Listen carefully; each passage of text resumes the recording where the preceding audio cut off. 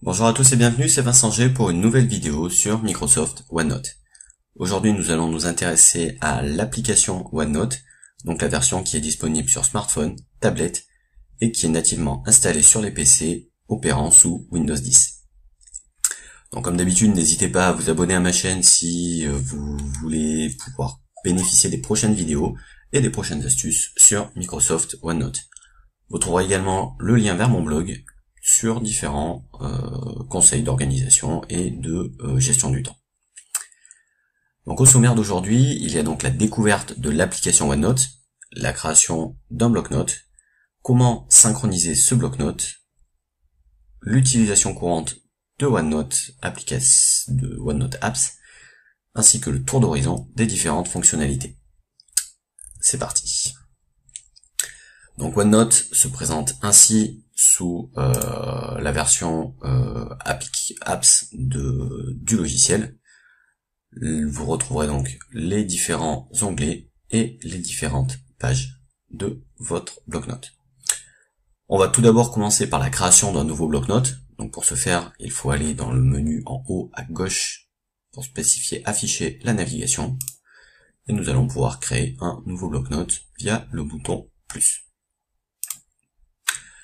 Nous allons donc créer un bloc-notes aujourd'hui, le 25/9/2016. Et on va créer un bloc-notes. Donc, nous allons retrouver celui-ci dans la liste des différents bloc-notes accessibles sur le côté de l'écran. Vous voyez une petite icône avec un cercle et des flèches vertes qui spécifie que le bloc-notes est en cours de synchronisation. Effectivement, OneNote crée nativement les bloc-notes, les nouveaux bloc-notes que vous allez créer dans OneDrive, directement sur votre poste et donc sur le répertoire partagé, donc le cloud de Microsoft. Donc ce répertoire partagé, vous y avez accès directement via votre explorateur de fichiers, où vous allez pouvoir retrouver votre OneDrive dans vos documents. Et nous retrouvons le bloc-notes du 25/9/2016 qui a donc été modifié et créé aujourd'hui. Vous retrouverez donc dans ce répertoire la liste de tous les bloc-notes disponibles sur votre ordinateur. Ce répertoire est synchronisé avec votre OneDrive donc, et c'est donc au niveau de OneDrive que vous allez pouvoir gérer les autorisations sur vos bloc-notes. Voilà le document, la page correspondante à mon répertoire document de OneDrive, et si on rafraîchit l'affichage, nous verrons apparaître le nouveau bloc-notes qui a donc été créé aujourd'hui.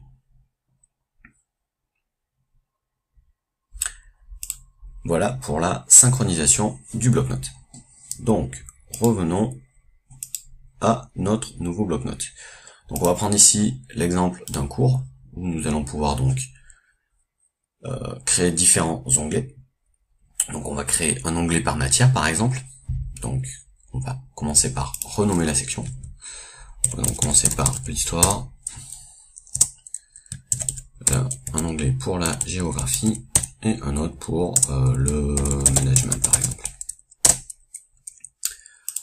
Donc nous avons trois onglets dans lesquels nous allons pouvoir avoir différentes pages. Donc, au niveau de notre cours d'histoire, nous allons pouvoir créer notre premier thème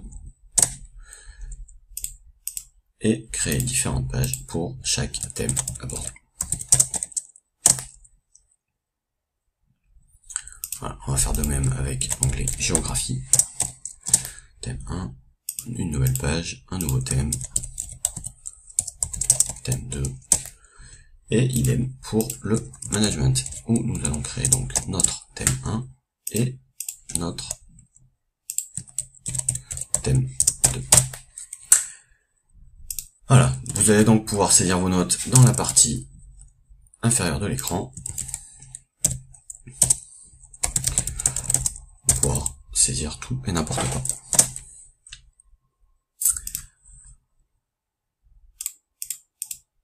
Ok, au niveau de la partie haute de l'écran, nous retrouvons donc le ruban Windows dans lequel nous retrouvons donc la police, qui va être appliquée sur notre note. On va pouvoir la modifier via la liste de valeurs, différentes tailles de police qui vont pouvoir être appliquées, la possibilité de mettre en gras notre texte, en italique, en souligné, de spécifier une couleur à notre police, et des options complémentaires permettant la mise en indice de texte, d'information, la mise en exposant ou de barrer la note, certaines informations. Pour le faire par exemple, on va mettre notre prise de notes au carré. Voilà. Hop, et on va enlever le barré. Vous avez également la possibilité de créer une liste à puces. Item 1, item 2, item 3. Et de spécifier donc une liste à puces. Vous allez également pouvoir utiliser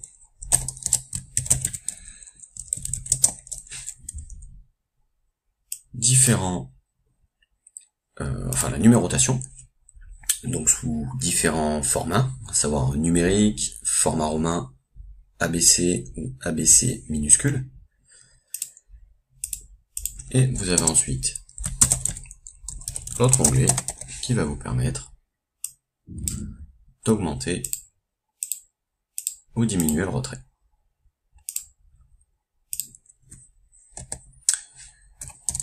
Nous avons ensuite les balises ou indicateurs. Donc, pour l'utilisation des balises, je vous conseille la visualisation d'une autre vidéo où on va un petit peu plus loin dans l'utilisation des balises. Donc vous avez nativement la balise affaire et d'autres balises qui sont cachées. Important par exemple, question et ainsi de suite. Donc pour supprimer un indicateur qui a été positionné, il suffit de recliquer dessus. Voilà. Vous avez également la possibilité de mettre en forme en alignant à droite, au centre ou à gauche votre texte.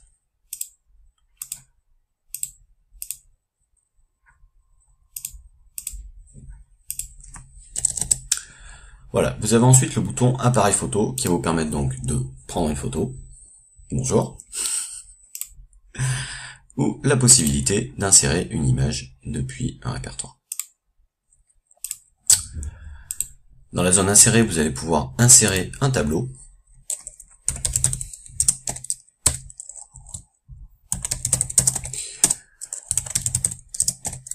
Mais vous pouvez également faire ceci nativement par la touche tabulation de votre clavier.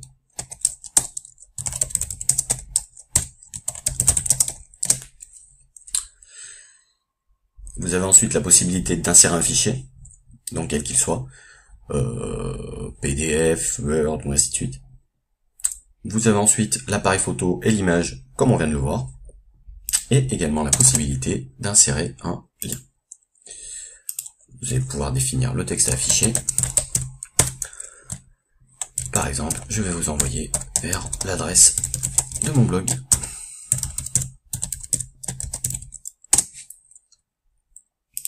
Et vous allez donc créer un lien hypertexte.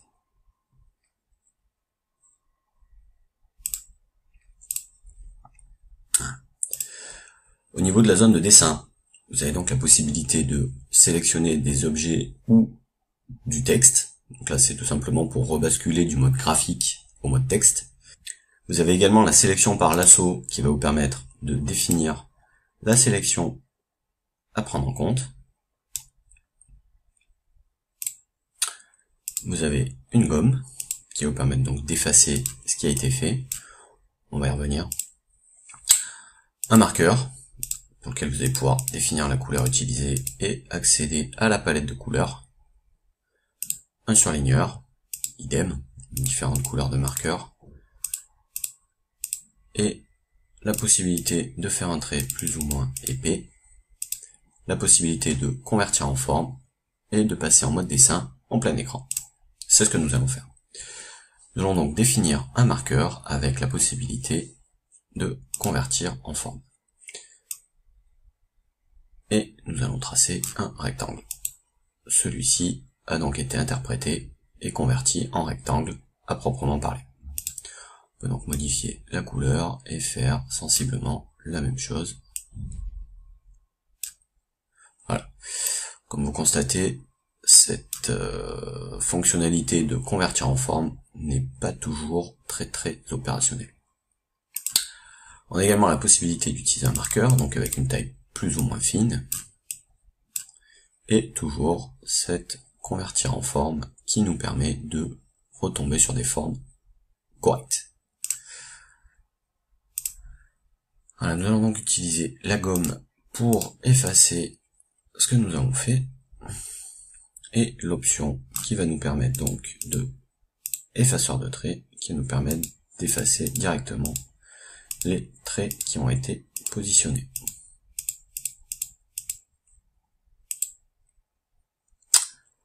Voilà pour la partie dessin. Au niveau de du mode vue, il y a la possibilité donc d'afficher une rayure. Donc il y en a différents styles, avec un espacement en interligne plus ou moins conséquent, et un quadrillage plus ou moins conséquent également. Bon requin, nous allons pouvoir faire des zooms sur nos notes,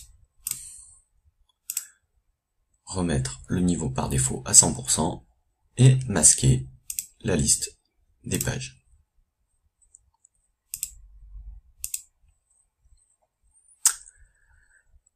Il y a également l'onglet donc qui va nous permettre d'annuler la dernière application faite. Donc là, nous repositionnons le quadrillage. De spécifier s'il y a des gens qui travaillent sur le bloc-notes. Et là, personne d'autre ne travaille sur ce bloc-notes pour l'instant. Et enfin, un dernier onglet partage qui fera l'objet d'une prochaine vidéo, car un peu plus complexe à voir. Voilà, c'est tout pour aujourd'hui. N'hésitez pas donc à vous abonner à la chaîne pour visualiser les prochaines vidéos sur l'utilisation de Microsoft OneNote, de OneNote Online et d'apprendre de nouvelles fonctionnalités sur Microsoft OneNote. À très bientôt.